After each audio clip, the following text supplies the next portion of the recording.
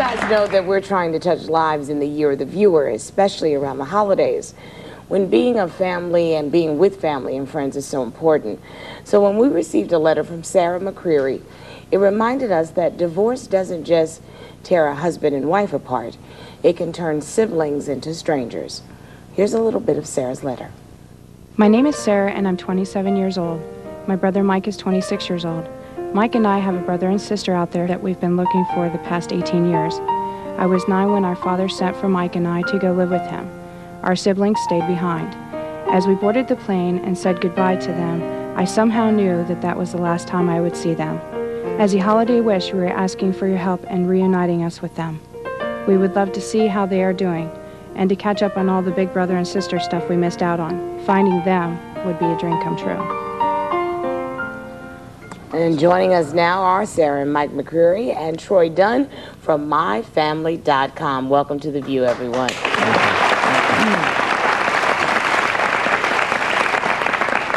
Sarah and Mike, just to emphasize what Star has said, this is a letter that you sent to us. Now, you were 9 years old, you were 7 years old when your father took you to Pennsylvania and raised you, and you had not seen or heard anything about your siblings now for 18 years, or of the woman, you know, your mother who raised you. Did you ever say to your father, what about them? Why don't we visit them? Did you ever ask him? We asked him one time and it tore him apart, just like the rest of us, so we kind of just veered away from that. So we went and see our father upset. So you kept it all like a big secret inside yourself, and you haven't seen Jonathan and Sharon. Now then it got even more complicated, because when you were 14 years old, your father told you that the woman you thought was your mother, the woman who had raised you until you were 9, Deborah, that was not your mother, that she was the mother of Jonathan and Sharon, but that made them your half-sister and brother, yes? Yes. But that didn't change your desire to find them. Not at all. Not at all. Actually, it made it stronger. Yeah, it was actually very confusing, because at the time when we thought it was our mother, and then my dad tells us we have a different mother, it was like, whoa, 2 moms? All right. You know, but then it got confusing as a young child. Well, then, who is our real mother? Is he just kidding? Is he just trying to make us forget about our real mother so that it would be easier for us? Or is there really a real mother out there? Well, we needed some real help here, and that's why we called on Troy.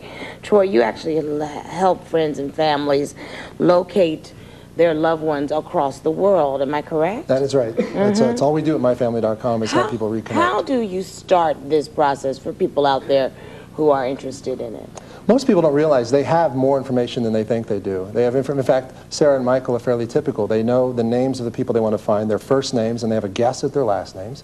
They know the approximate ages of them, and that's really all you need. You need a name and about how old they are, and you've got information to start. What did you two do all these years to try to find your brother and sister? Actually, it was more her. I was, you know, the youngest one, so I was kind of quiet and shy, hid in the corner, because I didn't really want to speak about it, so she's the one that had more of the heart of finding Went on the internet, read books, asked other organizations. And wrote to us. Yes. And wrote to us. So, Mike, I understand that Sarah called you and said she wrote to The View, we responded back, and that we were going to get someone to help you in your search. And you described it as like the lottery, like winning the lottery. Well, she said, Mike, she's like, I got a good news. And I was like, you won the lottery. She's like, better. And I'm like, what's better than winning the lottery? Seriously. And she's like, we might be able to find our brother and sister. I'm like, get out. Because I knew, she really wanted to find them, and I thought I was going to get to the point where she's going to walk to everybody on the street and say, hey, are you my brother and sister? Is your name Jonathan and Sharon? So I'm kind of glad that you guys are here to help. Yeah, we did. We certainly try to help. And I know that this is supposed to be part 1 of our process to show everybody out there how you can locate a loved one in anticipation of finding Sarah and Jonathan. But actually, we tricked you a little bit, because we found them. Really? We know exactly where they are. And guess where they are? Right backstage. So seriously. Jonathan and Sharon, come out and say hello to your brother and sister.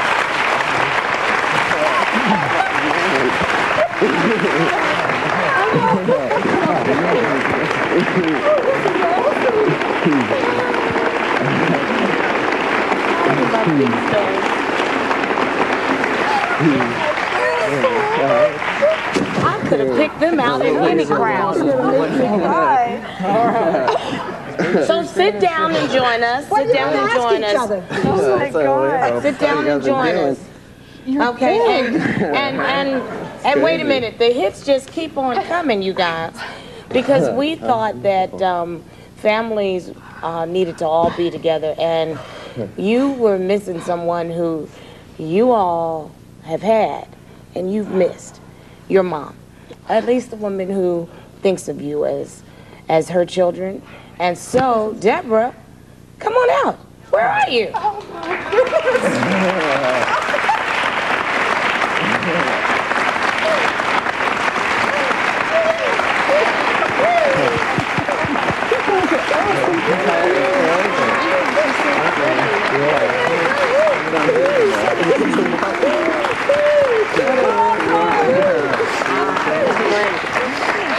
Well, you're going to have a lot of time to spend together. Yeah, Star and I are all sitting here ourselves. Where's the clip?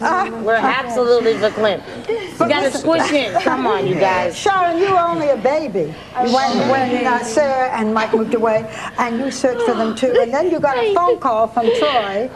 And what did they say in that phone call? Well, they told me, they asked me who I was, and they got the right person. And they told me that my brother and sister was looking for me, and at that point I knew exactly who they were. Cause I was so excited. I was looking for them too, and I was just, I don't know. I just You look like your big sister. You know that, right? You all have a How long did it take you to put them all together, to find them? You know, Barbara, I'd love to make up a glamorous story that we spent a lot of time on this, but it took us all of about 9 minutes.